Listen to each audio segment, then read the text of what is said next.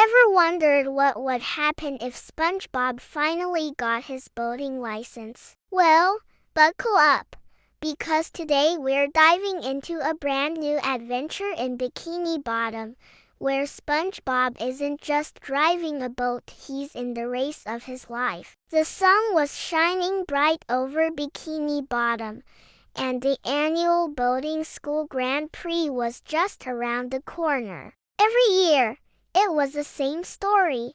Squidward would boast, Plankton would cheat, and SpongeBob, well, SpongeBob would usually end up redecorating Mrs. Puff's classroom with boat parts. But this year felt different. Armed with his trusty boatmobile, the paddy wagon, SpongeBob was determined to prove he had what it takes to be a great driver. The starting line was buzzing with excitement. There was Squidward in his sleek, clarinet-shaped racer, looking smug as ever. Plankton was there too, in a ridiculously oversized, high-tech machine, probably powered by stolen Krabby Patty secrets. And of course, there was Sandy, with her rocket-powered hydrofoil, ready to blast off. Patrick was in the crowd, holding a giant sign that said, "Go,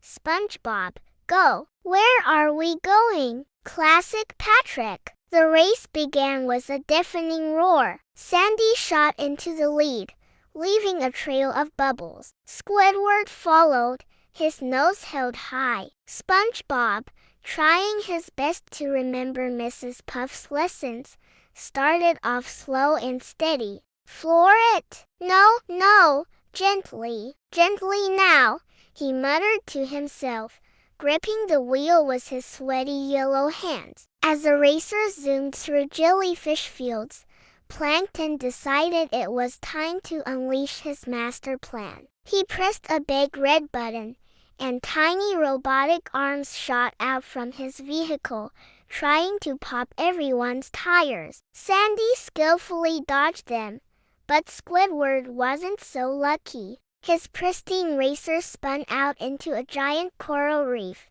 getting tangled in sea anemones. "Oh, barnacles," he grumbled. SpongeBob saw the whole thing. He could have sped past and taken the lead, but that wasn't his style. He remembered what Mr. Krabs always said, "A good fry cook and a good person always helps a friend in need, even if that friend was Squidward." So, SpongeBob pulled over, using his spatula because of course he had his spatula. He carefully untangled Squidward's boat. Squidward was shocked. You are helping me?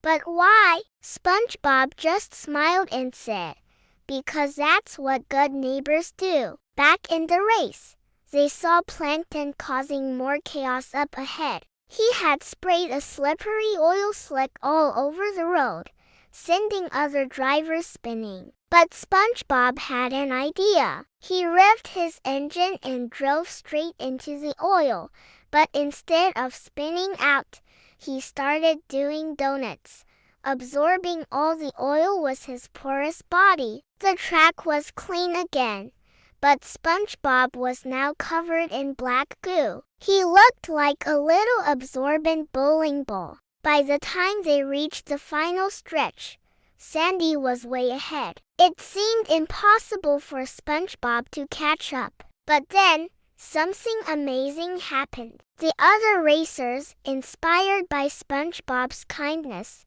decided to help him. They gave him a gentle push, one after another, creating a slipstream that propelled him forward at incredible speed. It was a beautiful display of teamwork and sportsmanship. SpongeBob zoomed towards the finish line, neck and neck with Sandy. The crowd was on its feet. In a photo finish, they crossed the line at the exact same time. It was a tie. Mrs. Puff, watching from the sidelines with tears in her eyes, floated over. "SpongeBob," she said, her voice filled with pride, "you may not have won the race alone, but you've won something much more important today. You've won the Fair Play Award. She presented him with a special trophy shaped like a golden steering wheel. SpongeBob's face lit up with the biggest smile you've ever seen. He didn't get his license that day, but he learned that winning isn't everything. Sometimes the real prize is the friends you help along the way and the fun you have on the journey. And as he celebrated with Patrick, Squidward, and even a slightly less grumpy Sandy, everyone agreed it was the best boating school Grand Prix ever. So what do you think? Does SpongeBob deserve his license after all that? Let me know your thoughts in the comments below. Thanks for watching, and don't forget to like and subscribe for more underwater adventures. See you next time.